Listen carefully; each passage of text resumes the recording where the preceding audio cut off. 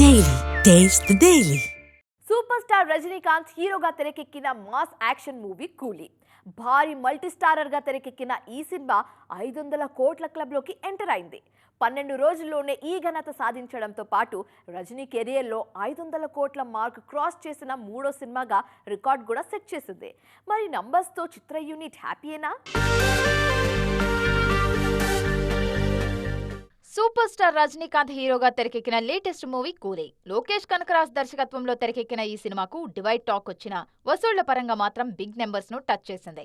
12 రోజుల్లోనే 500 కోట్ల క్లబ్ లోకి ఎంట్రీ ఇచ్చి బ్లాక్ బస్టర్ సినిమాల సరసన నిలిచింది. కాలీవుడ్ లో ఇప్పటివరకు 2.0, పొన్నియిన్ సెల్వన్ 1, జైలర్, లియో సినిమాలు మాత్రమే 500 కోట్ల క్లబ్ లో ఉన్నాయి. ఇప్పుడు ఈ సినిమాల సరసన కూలీ కూడా చేరింది.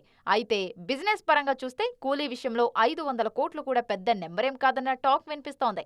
రజనీ, లోకేష్ కాంబో మీద ఉన్న హైప్ భారీ మల్టీస్టారర్ కావడంతో ఈ సినిమా 1000 కోట్ల మార్క్ ను టచ్ చేస్తుందని ఎక్స్పెక్ట్ చేశారు ఆడియన్స్. కానీ ఆఫ్టర్ రిలీజ్ సీన్ మారిపోయింది.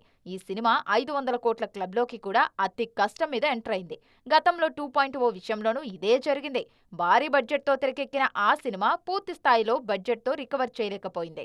కూలీ విషయంలో అంచనాలు తారుమారయ్యాయి. 1000 కోట్ల అంచనాలతో ఆడియన్స్ ముందుకొచ్చిన సినిమా రన్ 500 కోట్ల తర్వాత ఆగిపోయింది.